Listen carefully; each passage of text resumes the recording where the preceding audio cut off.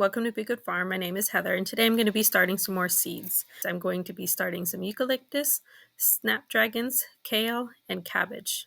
I'm going to be using the soil blocking method. The soil blocks are 3/4 inch. If there's any bark or sticks or anything like that, it's going to ruin the soil block, so I have to sift it.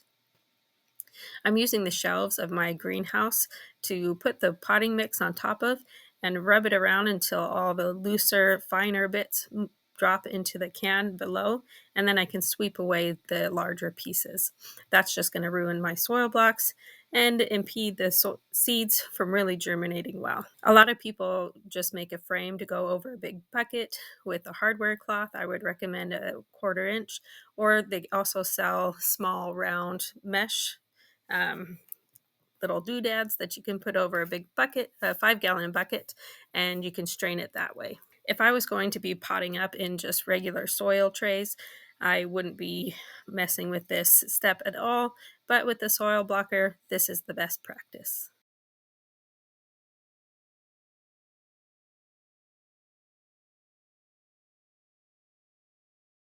For my flowers, I'm going to be planting the baby blue bouquet eucalyptus, the Potomac early sunrise mix, and the Costa mix snapdragons. For my vegetables, I'm going to be planting out some kale and some cabbage today. For my cabbage, I have the Copenhagen early, the red acre, golden acre, and glory of Enkuhuism, however you say that. I have the rainbow lacinato kale, Siberian kale, this one's very cold hardy, and the Nero di Toscana, and the dazzling blue. So what I'm going to do before I get started is I'm going to create some labels for each of these as I'm planting. Sometimes you get busy planting and then you're like, oh shoot, what did I plant? So I'm going to get some labels started first.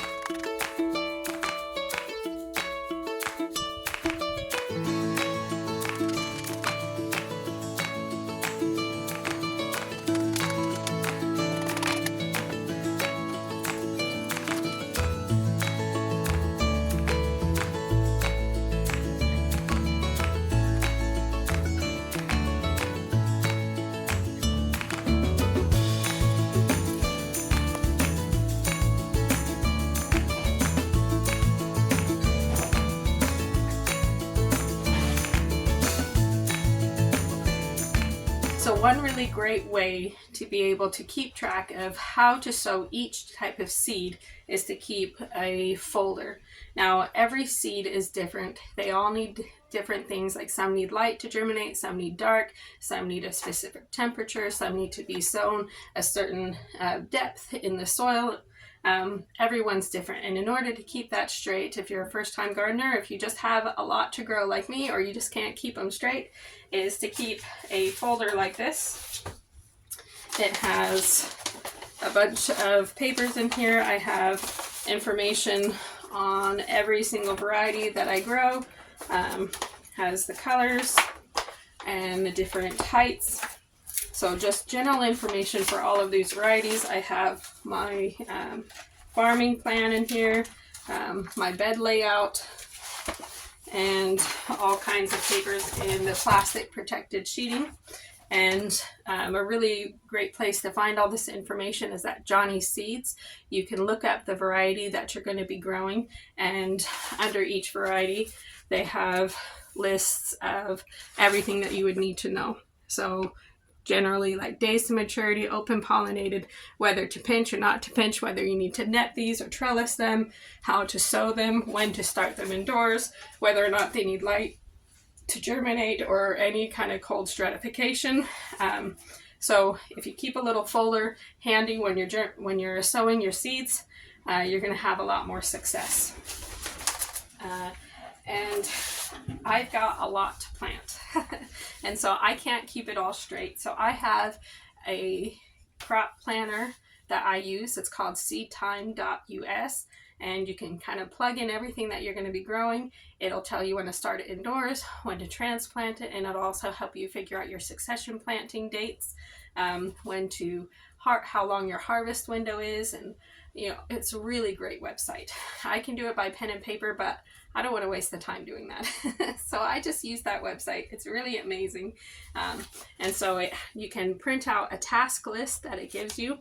And so I use the layout planner, which I can have a little crop plan, a little overhead view of my garden, and tell it how much space I'm going to grow in, and it'll calculate how many plants I need. And so it tells me what date I need to sow them, what I'm sowing, how many to sow, and then what bed that I put them into my garden plan.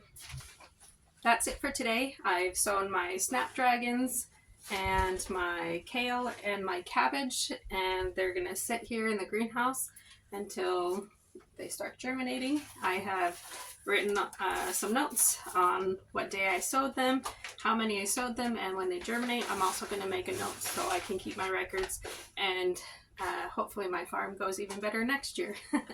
Records will make you or break you. So anyways, so keep records.